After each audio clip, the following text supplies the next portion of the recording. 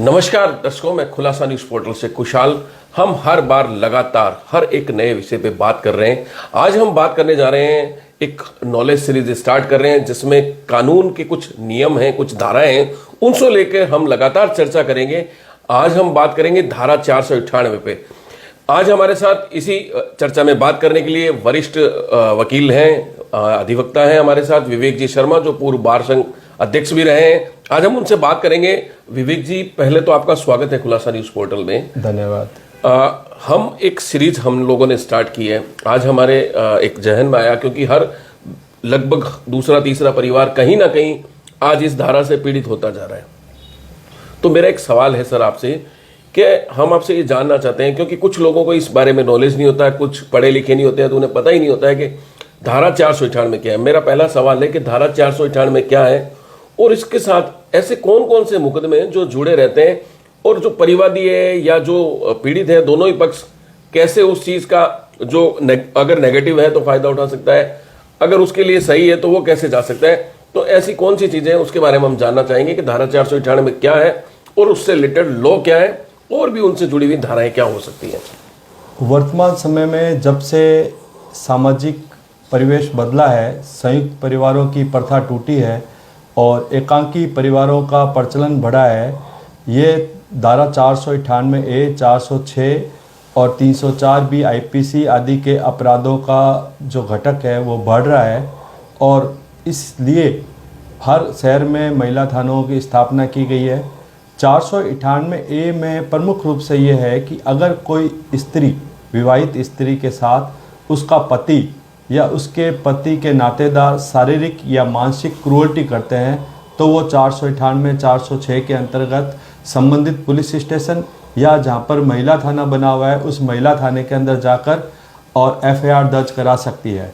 498 ए के लिए ये आवश्यक नहीं है कि दहेज के लिए ही मारपीट हो। अगर किसी स्त्री के साथ उसको आत्महत्या के लिए अग्रसित करने के लिए भी कोई फिजिकल और मेंटल क्रूरल्टी की जाती है, तो उसके लिए भी धारा 498 ए, 406 आईपीसी के अंतर्गत एफआईआर दर्ज कराई जा सकती है। और साथ ही अगर स्त्री या उसके नातेदारों द्वारा उसके साथ किसी प्रकार के अनड्यू डिमांड की जाती है, दहेज की डिमांड की जाती है, तो वो उसके खिलाफ 498 ए में एफआईआर दर्ज करा सकती है।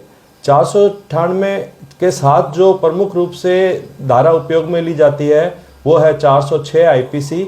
इसके अंतर्गत अगर किसी स्त्री के द्वारा या उसके परिजनों के द्वारा अपने पति या उसके परिवारजनों को विवाह के समय या उससे पूर्व या पश्चात किसी भी प्रकार का कोई स्त्री धन सुपुर्द किया गया है और उस स्त्री धन को उसका पति या उसके नातेदार खुर्द-बुर्द कर देते हैं या लौटाने से इनकार कर देते हैं या नष्ट कर देते हैं, तो धारा 406 आईपीसी के अंतर्गत धारा 498 के साथ ही 498 ए के साथ ही उसके खिलाफ एफआईआर के तहत कार्रवाई की जाती है।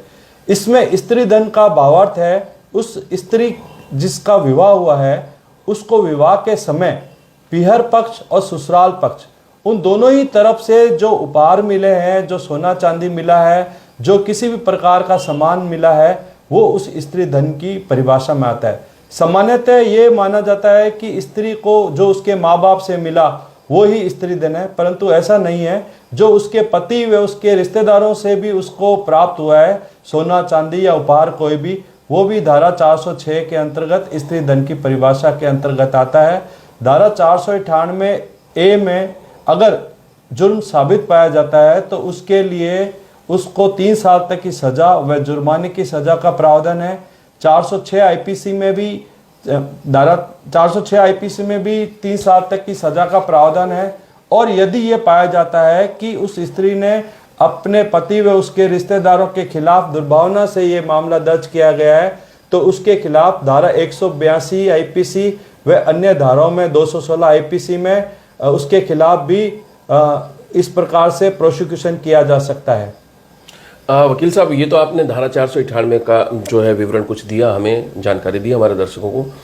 एक मैं आपसे चीज और जानना चाह रहा हूँ कि अभी सुप्रीम कोर्ट का एक नया जजमेंट आया है 498 को लेके, जो शायद गिरफ्तारी के प्रावधान और कुछ उससे जुड़ा है, उस पर थोड़ा सा आप बताइए।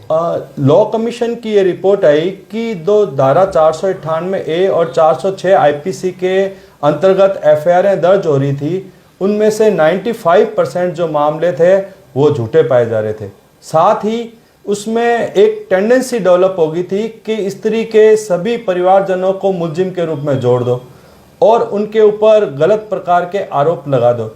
इस प्रकार का एक जजमेंट जब सुप्रीम कोर्ट में पहुंचा तो सुप्रीम कोर्ट ने उसमें गाइडलाइंस जारी की कि ये जो प्रवृत्ति है अनावश्यक रूप से स्त्री के सभी परिवार पुरुष के सभी परिवारजनों को मुलजिम के रूप में जोड़ दिया जाता है, अनावश्यक उनको गिरफ्तारी के भय में डाला जाता है, परेशान किया जाता है। तो उसके संबंध में पुलिस को और परिवादी पक्ष के लिए सुप्रीम कोर्ट ने गाइडलाइंस जारी की कि इस प्रकार ये टेंडेंसी खत्म करें और अपवाद स्वरूप रेयर टू रेयर केस में ही मुलजिम को गिरफ्तार किया जाए और जो स्त्री के द्वारा झूठे आरोप लगाकर पति के परिजनों को फंसाया गया है उनको मुलजिम ना रखा जाए और उस प्रकार गलत आरोप लगाने पर उनके खिलाफ कार्रवाई की जाए। और जो एक रिमांड का एक प्रथा थी कि पति व उसके परिवारजनों को पुलिस रिमांड लेके हैरेस करती थी, दबाव में हैरेस करती थी, तो उस पर सुप्रीम कोर्ट ने कहा कि ऐसी गिरफ्तारी गलत है, ऐसा रिमांड लेना गलत है।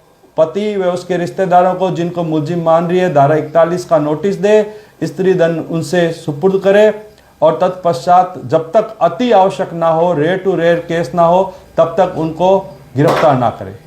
तो ये सारे प्रावधान आपने जो बताए हैं अब जैसे कि जुड़ गए हैं, तो जो धारा 498 है अब इसमें परिवारजन के नाम ऐड नहीं होंगे या वो नाम ऐड हो सकते हैं? क्योंकि इसमें वकील साहब देखने को ये भी आता है कि उसकी ननंद राजस्थान से बाहर रह रही, परिवादी बीकानेर का है, वो बॉम्बे रह रही है, उसका आना जाना भी नहीं होता है, तो उन तक के नाम जुड़ जाते हैं। तो इस धारा से कोई उन चीजों में फर्क पड़ेगा? अब इस सुप्रीम कोर्ट के जजमेंट के बाद जो पुलिस की तफ्तीश है, इन्वेस्टिगेशन है, उसमें काफी चेंज आया है और जो पति के अलावा अन्य नाम लगा के ननंद चाहे जम्मू कश्मीर में रह रही है तो भी उसको मुलजिम के रूप में जोड़ दिया जाता था। ऐसों के खिलाफ पुलिस के द्वारा एफआईआर पेश की जा रही है, उनको मुलजिम नहीं माना जा रहा और परिवादी के पक्ष के प्रति भी कुछ मामलों में कार्रवाई की जा रही है। बिल्कुल, ये थे हमारे साथ वरिष्ठ साथी अधिवक्ता एडवोकेट विवेक शर्मा, जिन्होंने आज धारा 498 पे हमसे खुल के बातचीत की, बहुत सी चीजों की चर्चाएं की। परिवादी है और जो परिवार दर्ज कराने वाले हैं दोनों ही किस तरीके से इन धाराओं को जो है मुकदमा दर्ज करवा सकते हैं, या अगर वो धारा गलत है या झूठा मुकदमा सिर्फ आपसी रंजिश की वजह से दर्ज करवाया जा रहा है तो उसके लेके भी एक कार्रवाई की जा सकती है। और नए लॉ के अकॉर्डिंग भी टू जो परिवार है, वो जो उसको फैमिली होती थी, भाई है, भाभी है, उनको परेशान किया जाता, तो कहीं ना कहीं उसमें भी एक निर्णय आया है। तो लगातार हम ऐसी ही चर्चा करते रहेंगे जिसमें हम कानून के नए नए नियमों की बात करेंगे। आज हमने धारा 498 पे बात की, अब हम आगे इसी से जुड़ी हुई अन्य धाराएं जैसे तलाक की हैं, भरण पोषण भत्ता है, उससे लेके फिर दोबारा रूबरू होंगे। मैं कैमरामैन राजेश अंगानी के साथ खुशहाल सिंह मेड़तिया।